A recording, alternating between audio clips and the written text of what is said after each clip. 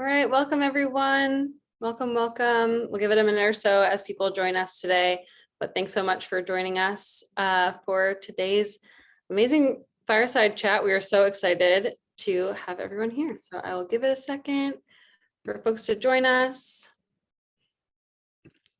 and we will get started in just a minute.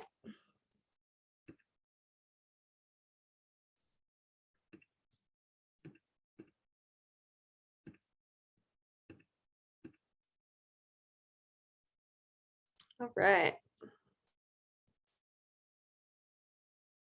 Welcome everybody. All righty, great. Just making sure we got everything ready to go. Everyone's here. Welcome. We'll give it a second as people are joining us today, but happy Tuesday, happy December. Hard to believe we are here in December already, but we are so looking forward to today's conversation. And we'll jump right in. If you haven't met me before, my name is Shannon Varco. I'm the program manager for Women in Toys, Licensing and Entertainment.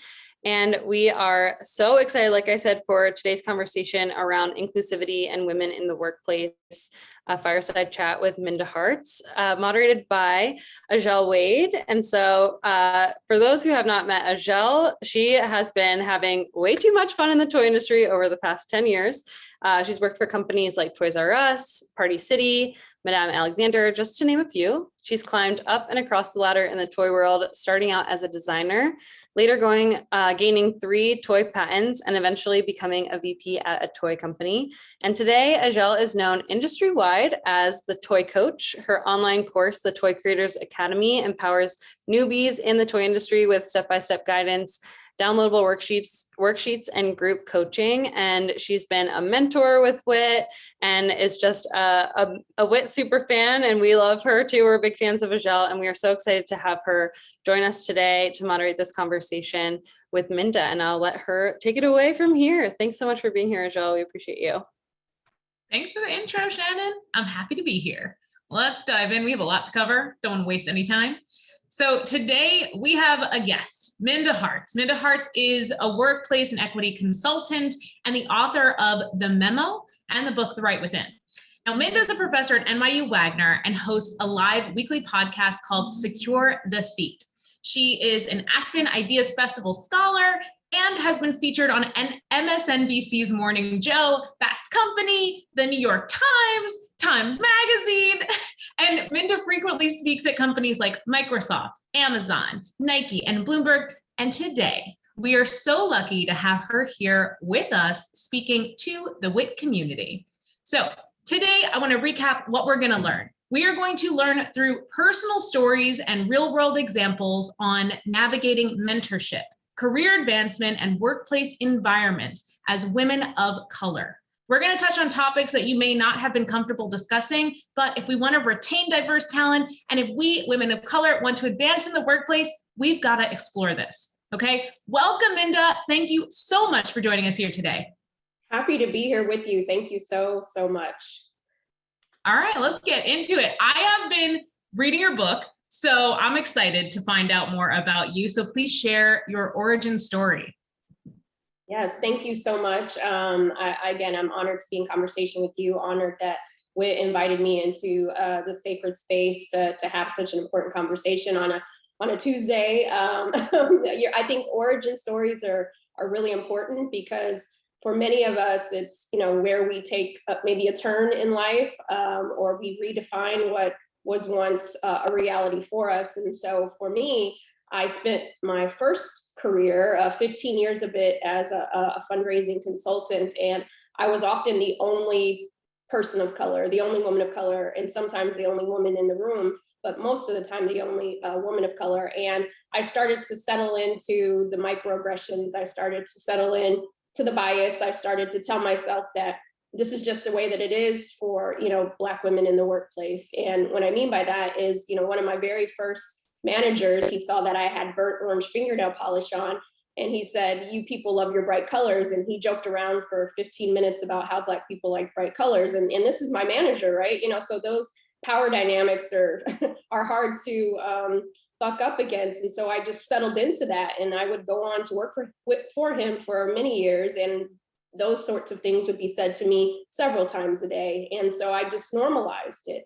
And I didn't think that there was any other way to experience the workplace because that was my first corporate job. And so I did the best that I could, but it was around the time of Trayvon Martin. And I was working in my office, and I saw out on the street, there was a protest, a Black Lives Matter protest happening. And I thought it was so interesting because I thought, what would it look like if Black lives mattered inside the workplace? So we know that they should matter out in the streets, right? But what would it look like if equity mattered on the inside, on the About Us pages, for pay equity, for leadership? What would that look like? And I started to interrogate and investigate that, but I really didn't know what that meant for me. And it wasn't several years later until I decided that I can be part of that solution. I was waiting on somebody else to save me, right? To make the workplace better than I found it. And I realized that I had the ability to, I often talk about courage. One definition of courage is the ability to do something that frightens one. And if I lean into my courage, have the capacity to make it better for myself and for others. And so that's exactly what I did. I realized that I had that capacity to change the narrative and save myself and throw somebody else a life jacket as well. And that's where the books come into play. But as a Black woman, I understand some of the stories you shared. I've experienced some of those things, but I cannot imagine how you found the confidence and clarity to just be a thought leader in a space that is it requires such vulnerability, and it's a risky move. So like, where did you find that confidence? Who are you looking up to? Yeah, it's interesting because I didn't have that confidence for a very long time because, I was looking for somebody else to be kind of, my Superman or Superwoman or something, and come and like fix things and, tell my managers and colleagues, be better humans. But I realized that, as women, we all have a voice. We just have to decide how we want to use it. And I used to tell myself, Azhelle, that I did not have a voice, but we all have a voice. Again, we just have to decide how we want to use it. And it was a very difficult time period in my career. This was after the Trayvon Martin. I had worked at one company for 10 years, and then I went to a new one, and they said all the right things. They said diversity is important, equity is important, right? And I thought, well, this is a different kind of conversation. That sounds good to me, right? This must be a better environment. And it ended up being worse than the one I left. And it was in those moments where I had to show up for myself. Self-advocacy, in my opinion, is a form of self-love. We can show up for ourselves. And again, when certain things were happening, I was waiting on my colleagues to say that was wrong, or that was sexist, or that was racist, or whatever I might have been experiencing. But I realized that I didn't need anybody else in that room to affirm me. I could affirm myself. My story matters. How I'm experiencing this workplace matters. And what I realized is two things can be true at the same time.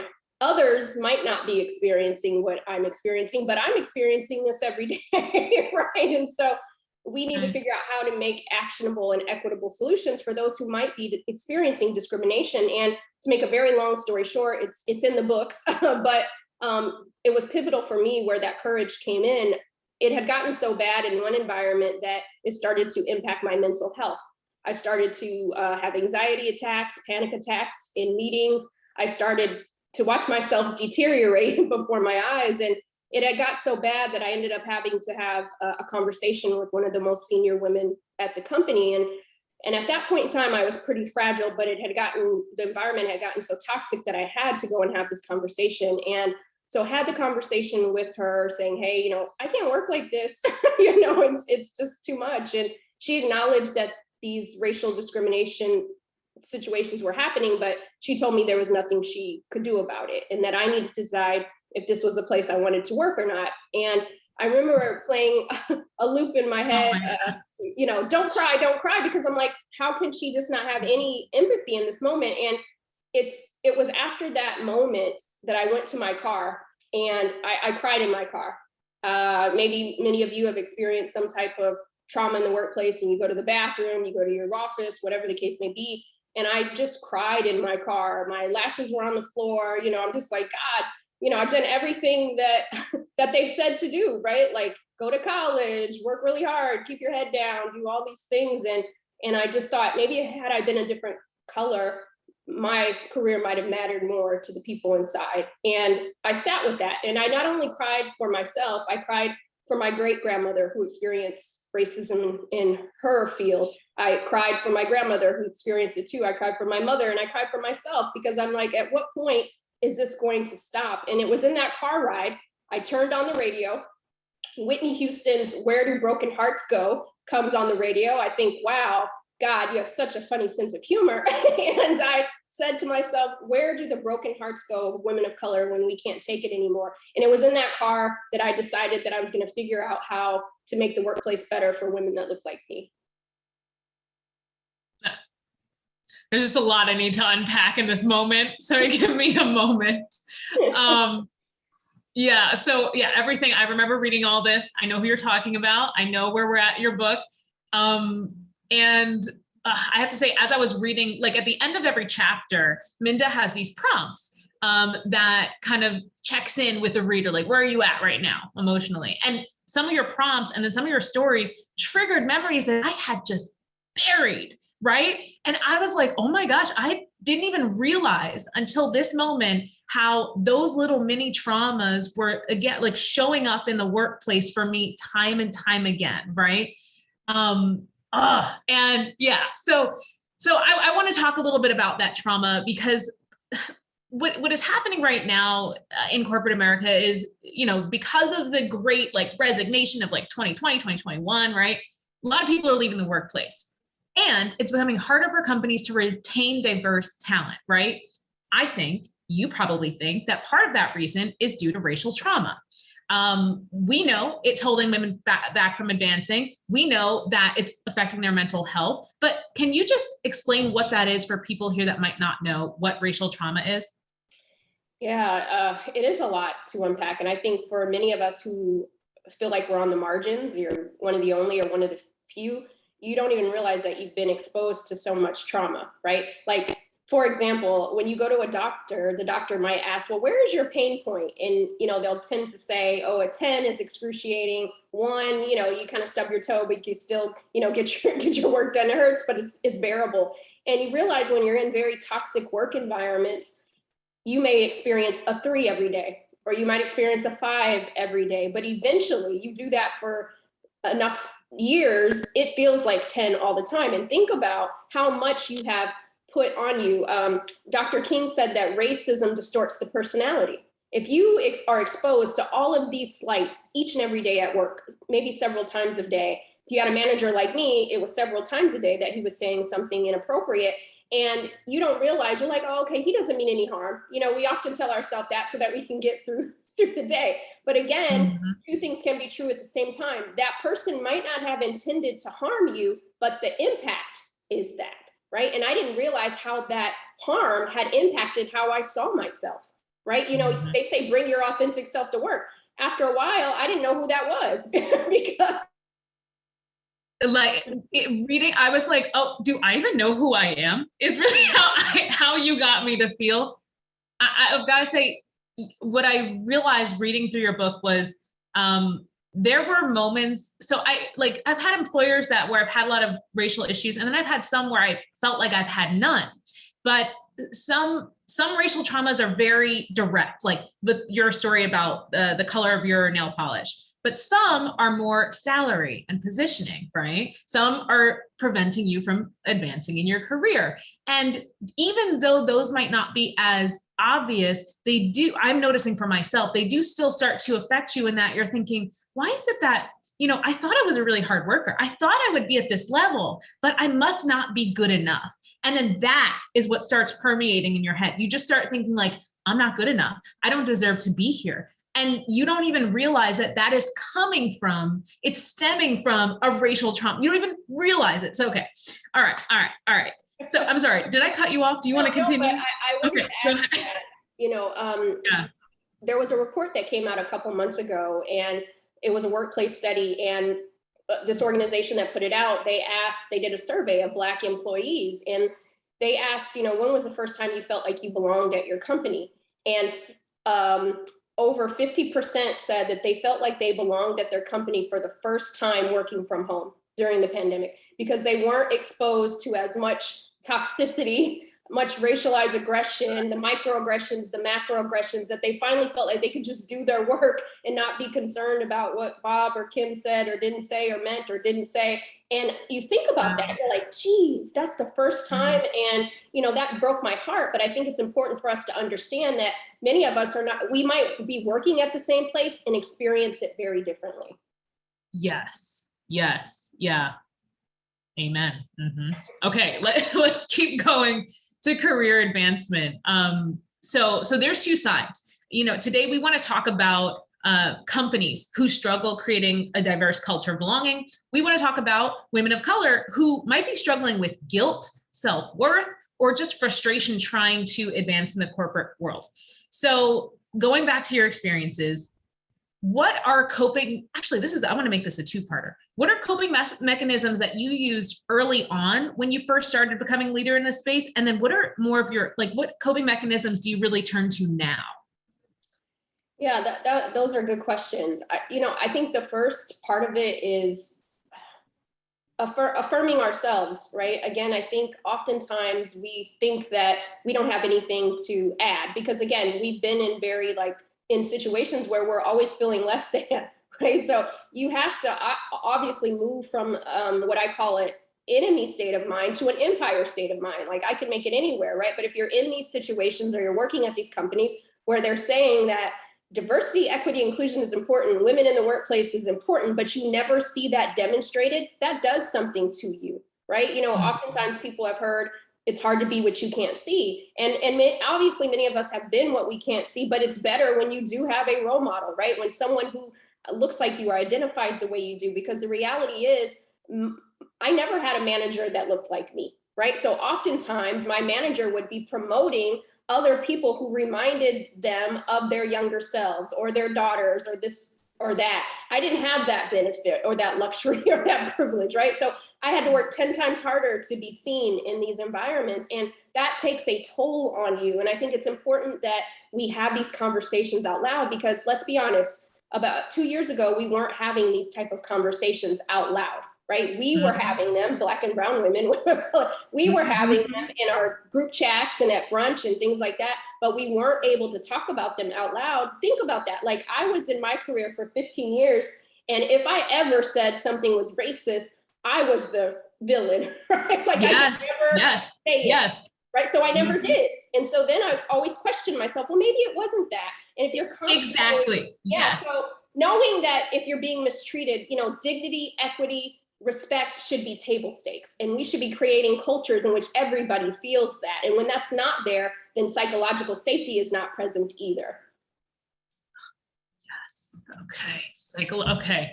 So, if a woman of color finds herself in a toxic working environment, that could be created by a bunch of things: salary inequity, just negative experiences with a boss. How can they prioritize their healing, but then still keep advancing their career? Maybe they can't leave that company, or maybe they don't really want to. Maybe it's a dream company, but a toxic situation. So how can they maintain that health, but still advance in the workplace? Yeah, I think culturally, sometimes just as women, we do work and then we hope somebody notices, right? That they'll come and tap us on the back and be like, hey girl, it's your turn, it's your time. And what we know is that that's not the way the workplace works. It's very rare. So I know for me, early in my career, I was working really hard with my head down, wondering, why isn't anybody noticing this? And I realized that I had to be my best advocate. I had to articulate my value, quantify my worth, and I had to build relationships, build squads, so that people that are in the rooms that I'm not in can be speaking my name, right? So I would look at my colleagues, I'm like, they're not working nearly as hard as me, or even. And I realized that I needed to build those relationships. And so I would say to, the community here at WIT is, as women, we all experience inequality. That's a fact. But there are some women that experience less inequality than other women. And so how can we show up for each other? That means we read about each other's experiences, we learn about it so that we can speak each other's names in the rooms that we're not in. And so let's look at this as like, oh, okay, let's all be courageous, because I think if we lean into our courage, then we get to create a workplace that is better for everybody. And I think at the end of the day, don't we want everybody to be able to do their best work? But Black and brown women can't do that on their own. We need sponsors, we need allies. So if you're in a room that doesn't have anyone that looks different than you or identifies differently than you, then the first step is make sure that you are solving and bringing people into that room so that you're solving for all people. And that's what equity is. It's not enough to have equality without the equity. And so I hope that people will think more about, we can no longer opt in to equity, we have to make it mandatory. Wait, separate and divide that. What is equality versus equity? Yeah, so I often hear people say, oh, well, equality is important. And yes, we know that to be true, right? We can all drink out of the same water fountain and go to, the bathrooms in most places that we, so yes, equality is there. It's people fought very hard so we could have those things, right? But equity is very different. Equity means that we all have a piece of the puzzle. We all have a voice. We all are represented in some way, shape, or form. So when you think about like an About Us page, for example, at a company, if their taglines are, we care about diversity, we care about equity, but there's no one that looks different, it's the same prototype, then equity is not there, right? Like I could be the only Black woman in a room at the table, and equity, that would say it's equality, right? I'm in the room, great. But equity would be my voice is heard, my ideas are valued, right? I don't have to just be grateful to be in the room, that I actually have skin in the game. Yeah. There is something about that. I felt that too in my career, where I felt I'm in the room, I should just shut up. I should just be happy I'm in the room and just be quiet. But yeah, equity is just having the right to be there as much as everyone else, and to have your great moments be appreciated. And everyone has their down days, their slack moments, and you shouldn't be penalized so hard for it. Okay. I want to move into talking about guilt real quick, and then we're going to go into navigating mentorship and all that. But and this, honestly, this is a question I threw in because I feel I wanted to hear your opinion. So as a woman of color, when I left my last employer, which I loved, I was like, I'm going to do my own thing. I'm going to be the toy coach. I'm going to do this thing. I left behind a diverse team that I had built. And I also left behind an incredible title. I felt so much guilt because I felt like I had worked so hard to achieve something that like my grandmother would be so proud of, my mom was so proud of. And then I had brought on this team and gave them opportunity. And I was building something, and then I walked away from it for myself to go to the next level for myself. And that guilt rode with me for a long time. So like, how would you recommend women of color deal with the guilt of rising, of actually doing well? Yeah, I mean, that guilt is real. I think when we talk about trauma in the workplace, a lot of times, many of us are holding on to shame, guilt, whatever have you, that we've been strong for everybody else but ourselves, right? We've put everybody else above ourselves as women. That's who many of us have been conditioned to be, right? Is a caretaker of some sorts. And what I think is important is saying, what would it look like if we center ourselves? That's not being selfish, that's being selfless. That means that we've gotten to a point in our career where we're happy, we feel good about it. Your grandmother, your mother, everybody's proud of you, but now this is the next step, right? And I think we have to give ourselves permission to explore, to dream bigger than ourselves, right? And I think I felt that same guilt when I left corporate America because, had the good health insurance, made a great salary, I was helping certain people in my family, so I felt like, there's so much pressure here. And I was the first person in my family to graduate from college. And so, you have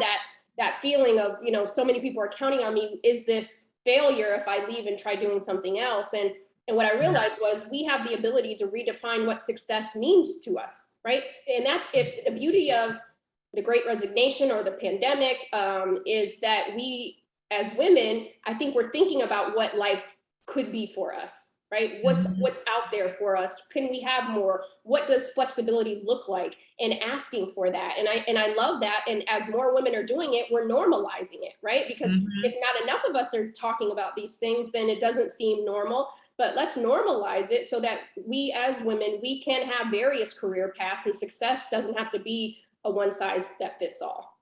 Yes. Okay. Let's move on into mentorship. WIT is a huge proponent of mentorship. I do have to say, they launched the Ruth Handler Mentorship Program with Mattel in 2020, and I met a mentor there who helped me exit my last job in a way that would set them up for success.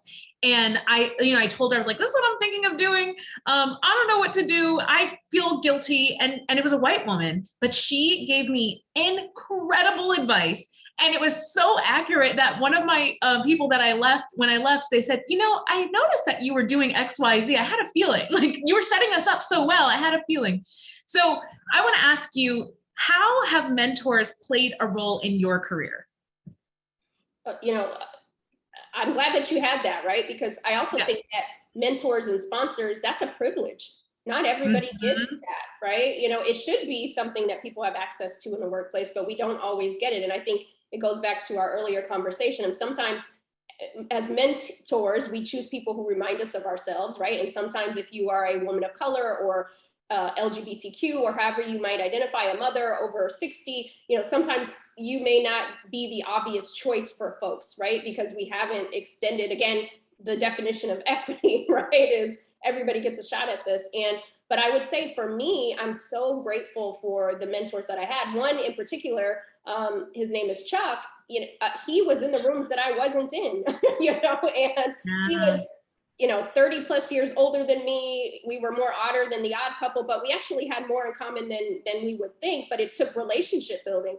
And I would encourage people to build relationships with people across age, race, identity, various intersections, because we all have a sphere of influence. But one thing that Chuck did for me is he was the second most senior person at one company that I was working at. And he was in a room full of people that looked like him, right? And we started building this relationship. And because we started building a relationship, he became a mentor. And then one day he was in one of his all staff meetings. And I love telling the story because the power of speaking someone else's name in the room could totally change their trajectory.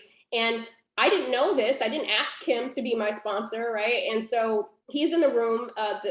There was a conversation about a big client deal that was happening in the Bay Area, and the CEO had gotten sick and she wasn't able to go on this trip. And her senior staff, everybody else had business trips, so nobody could be there. The relationship that I built with Chuck, he knew.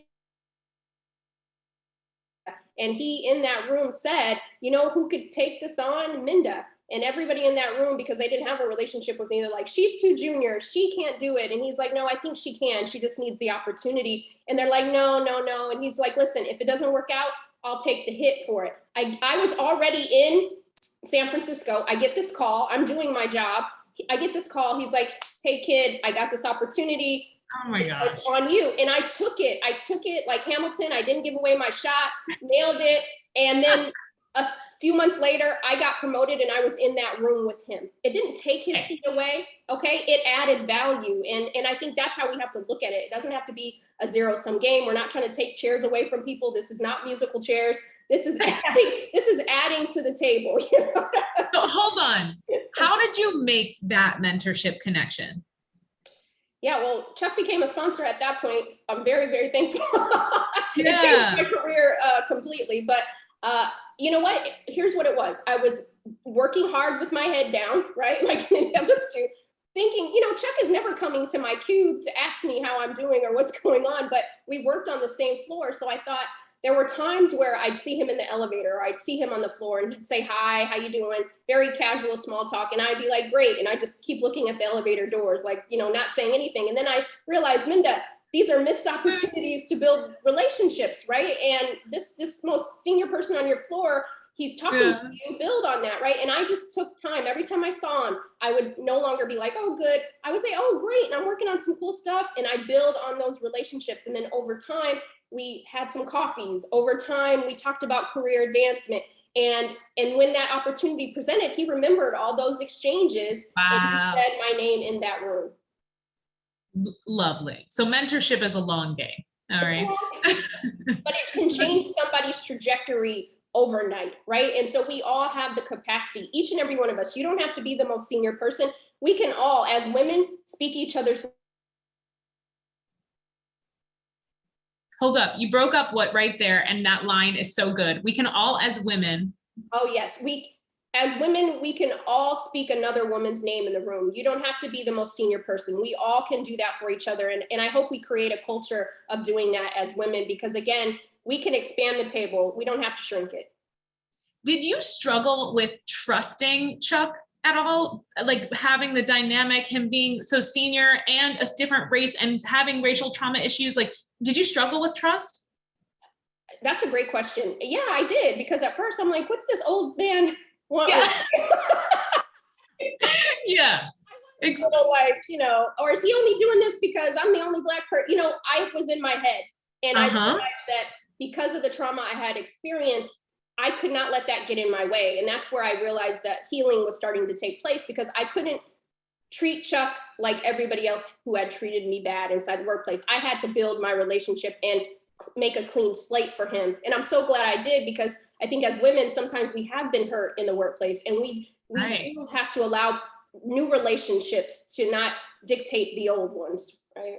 So was there something he did that just reset you, or was it you realizing that you were showing up differently and just getting right within and and saying, I need to show up differently here. It's my job. Was it you or him? It actually was me, because he didn't know what trauma I had. Right. So okay. I realized solo sport. I need people on my team who are invested in my success. And so I would only be hurting myself by blocking those opportunities for help. And I think that's part of the healing process, realizing that, yes, things have happened, but that's not where my story has to end. It doesn't have to end in the trauma. So if there's someone listening today that is thinking would love to mentor someone, maybe a woman of color, is there any right way you think they might need to approach them? Or do you actually put the work on the mentee if they're a person of color to like do that work and trust? I think it's just like any relationship, it should be reciprocal, right? And so I think that, if you are in dominant culture in your organization, or start building relationships with other women that identify differently with you. It doesn't mean that you have to approach them like, hey girl, I want to be your mentor. It's getting to know them, right? Just like you would any other human being, building relationships. And then eventually you'll know how to show up for them. It's just like allyship, right? I think so many of us call ourselves allies, but we really should be asking ourselves, when is the last time we demonstrated allyship? That's a different question, right? And I think it's the same for mentorship. How is my privilege benefiting somebody else? And I think we all have the ability to really sit with ourselves and think, how can I really be an ally in action, or a mentor in action, or a sponsor in action? And that leads perfectly into our next section. Let's talk about impacting change at work. So many companies have shared recently in the past 2 years their commitment to creating a culture of belonging. They have the right intentions, but why do you think that sometimes those good intentions don't always filter down to the day-to-day actions of their employees? Yeah, that's a great question. I actually think that, if I could be, I know well, for me, it's still early in the morning, so maybe it's too candid, but I do think that it's important that each of us realize, again, we cannot opt into equity. It has to be mandatory. And I think, again, a lot of good intentions don't solve anything. The late Maya Angelou said, hate, it's not solved one thing yet, right? So if we have toxicity in the workplace, just because we say that Black Lives Matter or diversity and inclusion is important, or that we value women in the workplace, again, where is the demonstration? So there's so many women of color that are still sitting at companies who said racial justice is important, but there's been no change. The About Us pages look the same. The management team looks the same. And if I'm sitting there, then I no longer believe you, and the trust is starting to erode. And so for me, I feel like we really have to get back to the basics, which is rebuilding trust, which is restorative justice, right? If we haven't done what we said we were doing as leaders, going back to our teams and saying, you know what, we have not done exactly what we had committed to doing in the last year, but we're committed to that. And if at any point you see that we're falling short, we encourage you to come to us and have these conversations. Let's normalize having courageous conversations, right? I know we talk about that a lot, but again, people have to feel comfortable. They have to feel safe to be able to say, well, you made this statement last year and I haven't seen anything happen. Can we talk about that? And without somebody being, demonized or being negative. And I think, again, we have to normalize having these conversations, because it takes a lot of courage for somebody to come and say that equity is still not present here. And then if someone on your team, let's say a manager, right?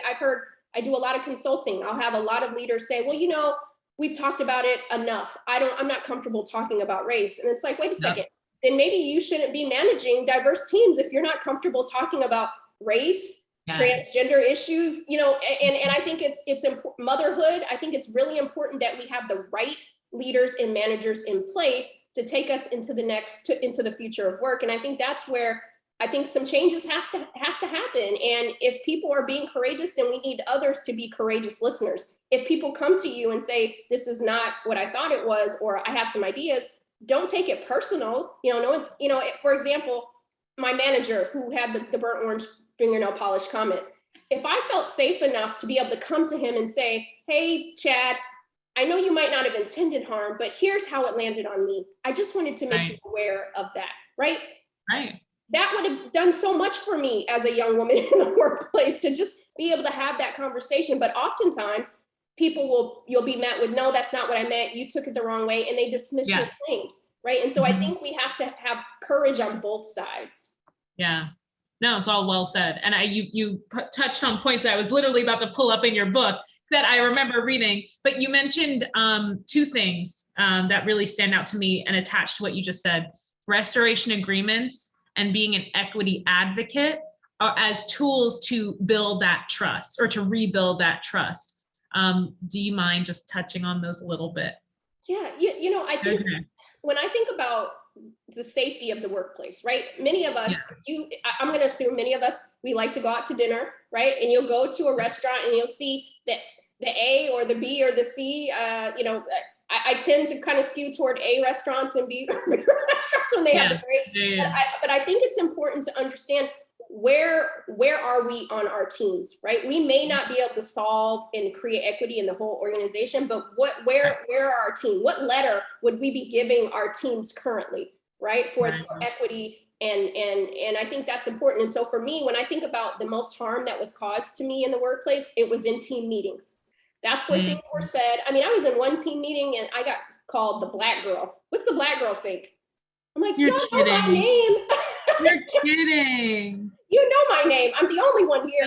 But it's things like that, right? I would have that. And that wasn't in 1960s. I'm fairly young. That was happening not too long ago, right? And so when those things would happen, it would have been nice had my manager stepped in and created a safe environment. But if not that, then having an equity advocate that I talk about in the book, having someone to be able to monitor the tones of meetings, to make sure that these things are not being said. So if you don't have people who feel comfortable stepping up in those moments, we have somebody already in there that's saying, this has not been helpful for the team meetings, and so I think it's important as managers to remove barriers for our employees, not create more. We all know who those bad toxic behaviors are on our team. Why do we still allow them to cause harm on the team? So let's normalize those people not feeling emboldened to be able to say whatever they want to say. Oh, that's just Chris being Chris.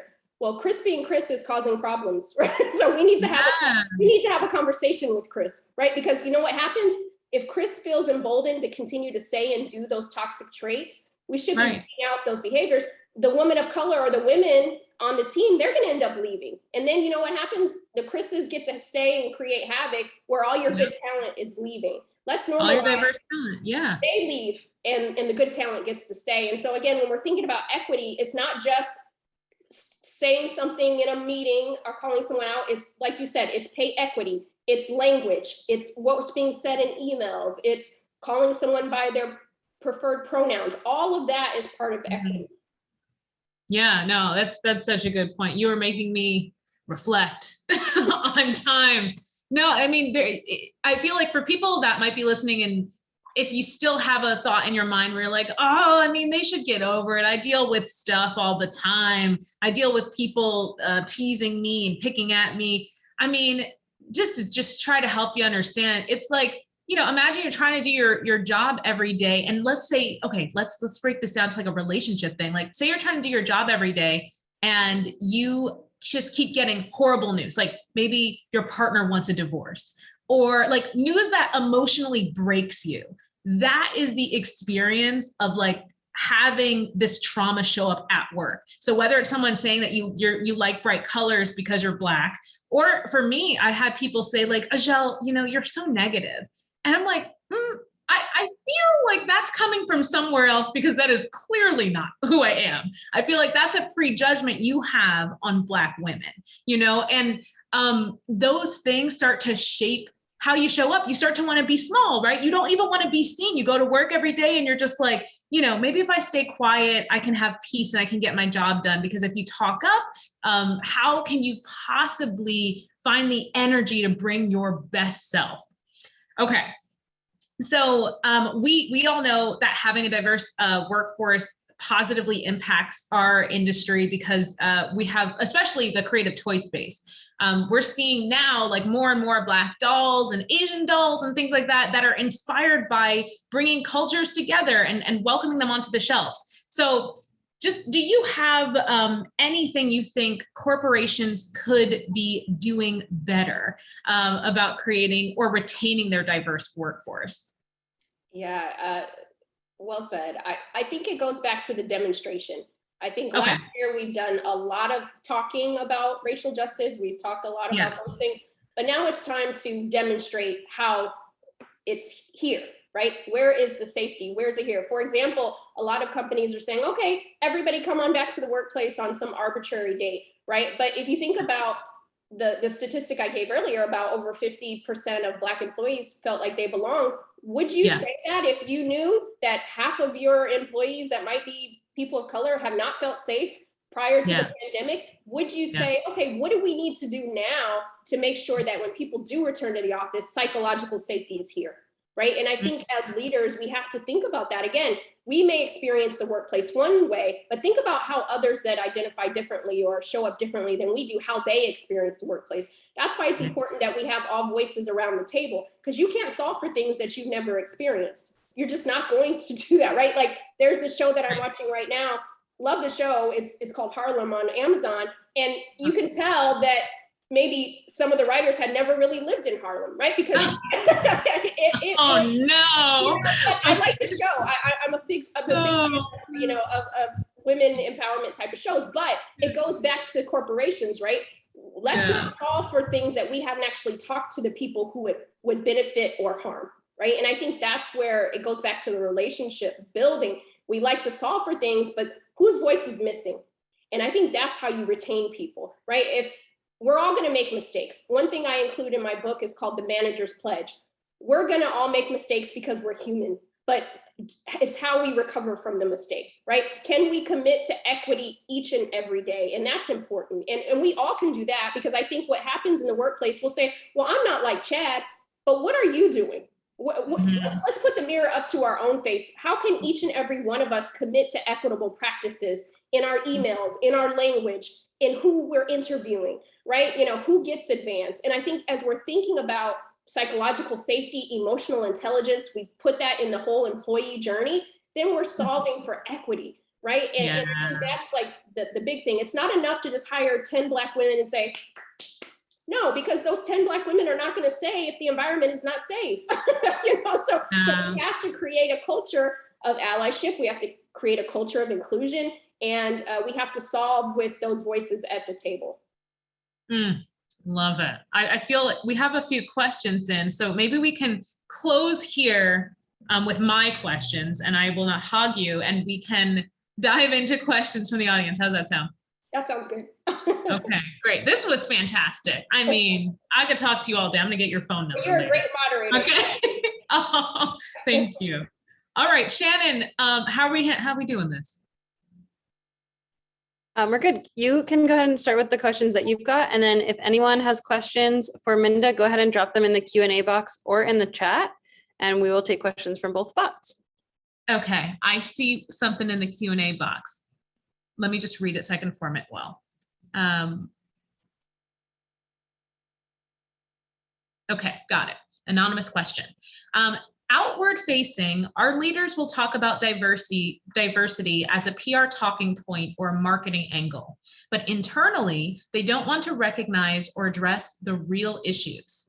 It's almost as if they put their head in the sand and try to talk it away as if the problems don't exist.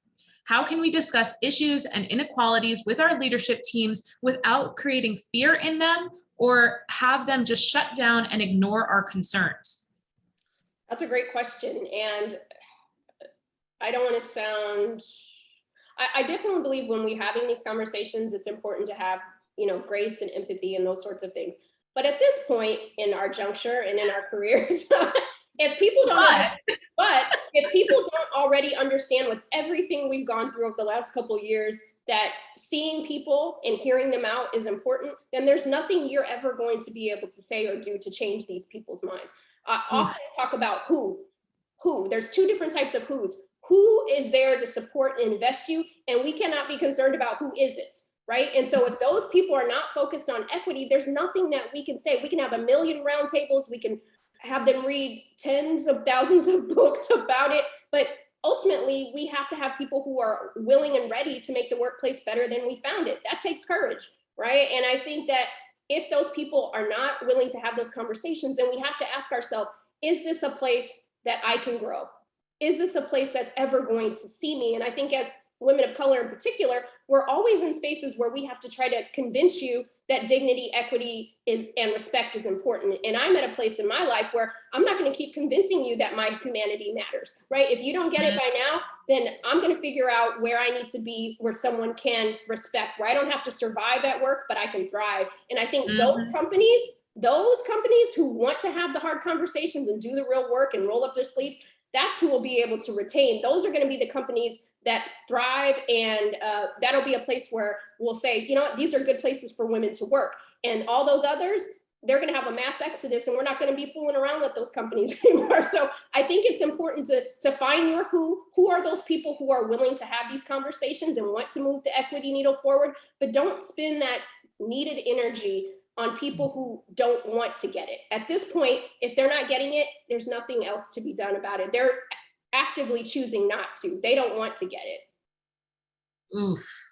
What would, I want to follow up on that one. What would you say to people that feel like to those people that feel like it's not my place to deal with this? Yeah, well, I think this is where allyship is important, right? Because I think Black and brown people, I feel like we've done everything we can do. You know what I mean? Like, I know, I'm tired. I need a break. Point, we need our allies to demonstrate, right? So for example, what would it look like if after a year, a company said that racial justice and gender equity was important, and they're not showing, that's not demonstrated in the numbers. What if our white counterparts were to go to leadership and say, hey, I just want to have a conversation. I noticed that some of the things that were said last year, we still haven't made true on those promises. Is there anything that I can do? That would signal something completely different than all the Black people, all the brown people, all the indigenous people, because at some point, for some, it sounds like complaining. It sounds like nagging. But if our allies show up for us in this way, that's a different conversation. And that means that it doesn't just matter to us, it matters to everybody. And that's what I would like to see more of, our white allies showing up in these ways for us, so that we don't always have to be the one speaking about it, that it's important for them. And so when we talk about equity, it's who's going to HR, right? Who's going to management? Who's stepping up? And I think we need to have a variety of voices showing up for each other in the workplace. Otherwise, we're going to have this conversation this time next year again. And I don't know about you, but I hope we have a different conversation next year.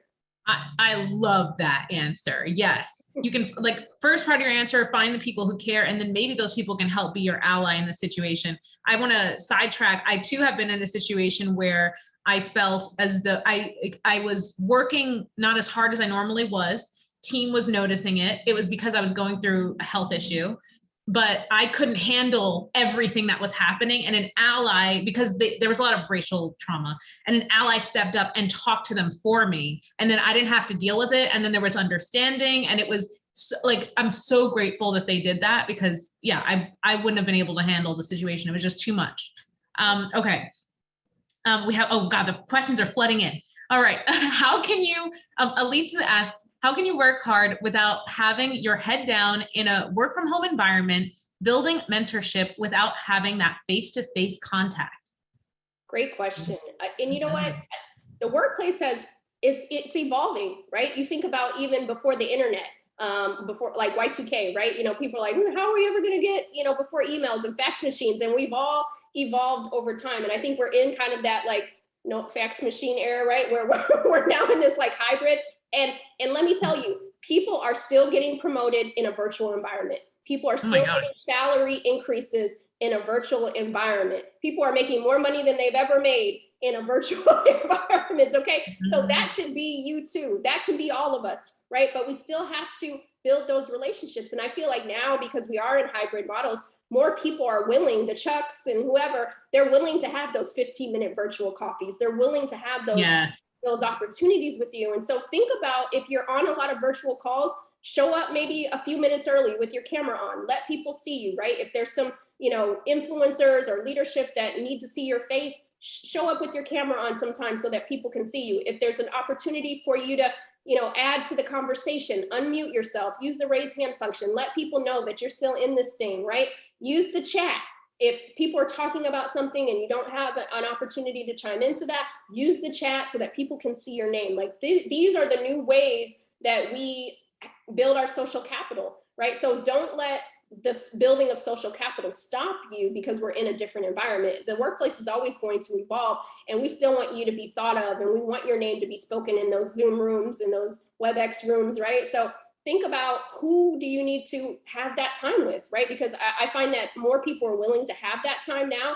And again, another place to do that, if your company has made certain declarations, this is a great opportunity for you to go back to maybe leadership and say, hey, one thing that you mentioned last year, I really want to see how I can be helpful to make sure we move this ball forward. You get to create an opportunity for yourself. So, you know, don't think that you can't have your career success because we're in a different environment. You still can do it. And it's just redefining, again, what success looks like, but utilize your virtual tools. Okay, the next question, I wasn't sure if this quite matches you, but let's see. So to follow up, what is the role of HR, if any, in addressing DEI issues and elevating it effectively to the executives? Now, the reason I push this to you, Minda, is because I do believe you mentioned a talk with someone in HR in your book. Did you not? Right? Yeah. Well, okay. I did. And the crying, was that? Yeah. No, I remember. All right, go. So, you know, what I'm about to say is, for all those folks who are in HR, I have a special spot in my heart for you. But what I will say with the caveat is, I teach a course at NYU Wagner it's called Talent Development. And one section that I talk about is HR. And I use this case study or article from Harvard Business Review, and it's called Everybody Loves to Hate HR. Because the reality is, sometimes when we are experiencing discrimination in the workplace, we may go to HR and nothing happens, or we feel like that's not a safe space for us. And I realize that going forward in the workplace, I do believe no one's paid me to answer it this way, but I think that we have to redefine what the function of HR is going forward. If HR is there for only payroll or benefits and things like that, then let that be what it is. But if it's not there to make sure that investigations are taking place, that people have a safe space to go to when certain things are happening and being heard, because it takes a lot of courage to go to HR. If you've gone to HR, you've probably experienced a situation for a long time before you went there. And so if HR is not that space, we need to make sure inside of companies and organizations that there are spaces for people to be able to air out their grievance, to get help, a hotline, something, or a conflict resolution, mentorship, something. There has to be a space. And so I think currently, unfortunately, HR has not been that place for many people, especially people of color. And so my hope is that does HR need more resources, right?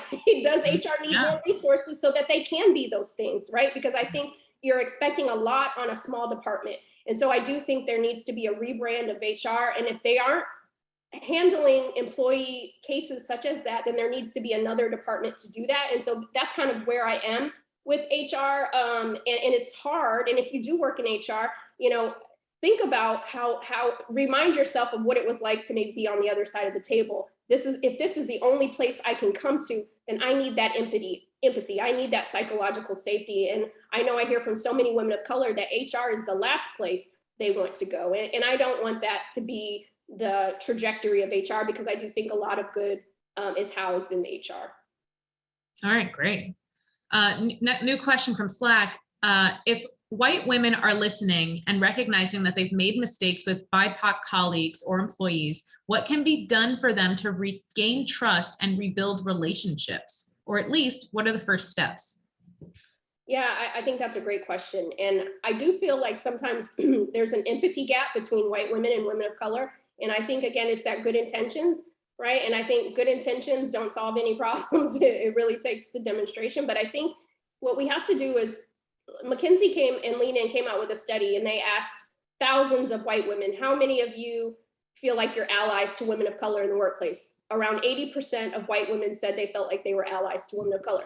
They asked the same amount of women of color, how many of you feel like white women are allies to you? And 20% said they felt like white women were allies to them in the workplace. So clearly there's a disconnect between what allyship really means, right? And I think we have to really reconcile that it's the demonstration. Again, we all can admit that we're probably an ally, but how is our allyship benefiting a woman of color? And so I think we have to think about that, right? It's not always calling somebody out in a meeting, but what it starts with is three things: listening to conversations like this so you're aware, educating yourself, reading books like The Memo, reading books like Right Within to find out, oh, I didn't realize that my colleague was experiencing this, or I manage women of color. I didn't realize that this landed on them in these ways. So now I'm a more culturally competent leader because now I'm aware of some of these things. And then third, activate. So if we're listening, educating, and activating, then we're showing up for everybody, not just women of color, because if we're being good stewards of allyship, then everybody benefits from that, right? And so what I think is important is to remind ourselves that we all have the capacity to show up for each other. And I hope that white women and women of color build stronger relationships so that we can trust each other. Because I think over the last couple of years, there's been some trust that's been eroded. And I think that we need to build better relationships with each other so that that trust is there. I want to follow up on that one. Do you think that it might be beneficial to have a first conversation? Say you realize you made mistakes as a white woman, to have that first conversation saying like, look, I have been doing some work and I realized how I've been showing up in the past was wrong. And I just want you to know that moving forward, I'm XYZ. Would that be beneficial in your opinion? Absolutely. Put the script out, right? Like, I know if some of the white women who were like really horrible to me in my prior work environments, if they were to come to me today and say, you know what, Minda, I apologize that I failed you. I'm doing my work now. I apologize. I would feel so good about that, right? But most importantly, if they never apologize, I just hope that they're willing to do that work, right? Because none of us are perfect. We all can be allyship. That's not just for, we can be allies. That's not just for white men and women. We all have that ability to do that. But I do think it takes some introspection to say, okay, maybe I have made some missteps, right? No, I'm not racist. No, I'm not a bad person, but I have done some things that my intentions were not to harm, but they might have been harmful. And so going forward, I'm committed every day to be doing more equitable work and being a better human at the end of the day. Yeah, I would love to hear that from someone. Beautiful. Yes. There we have it. I think do we have any last minute questions that people want to throw in? We got 2 minutes with this lovely Minda Harts. Awesome last name, by the way. Thank you. Very beautiful. But thank you so much for this conversation today. I mean, I feel like you've really impacted my life with your book, and I'm not even done with it yet. So I can't wait to see what happens when I finish. We were talking offline about what you did for me, so thank you. And I'm sure that the people here today have learned something they're going to take away. We got scripts, we got action plans, we're good. This was a fantastic conversation. Thank you Thank you so much, Minda. Oh, also, I do want to call out, WIT is going to be posting this video up to get the recording, and they've also allowed me to share it on the Toy Coach podcast. So if you want an audio, if you want a video, you got it all. Thank you, Minda, and take it away, Shannon. Yes, thank you so much, Minda. Thank you, Azhelle. What an incredible conversation. And I think to everyone who's joined, thank you for being a part of this and asking really wonderful questions. Such an important conversation for all of the obvious reasons that you both shared throughout, but really appreciate you joining us today and, you know, bringing this conversation to our industry and to our community here. And we are really, you know, committed to making these changes and making these conversations happen more and more. And so we appreciate you both for being a part of it today. So thank you, thank you, thank you. And as Azhelle said, we will have this recording available on the WIT website in the resource section, and we look forward to seeing it come out as well on the Toy Coach podcast. So it's wonderful. And thank you again, everyone, for being a part of today. Have a great rest of your days. Thanks, everyone. Thank you.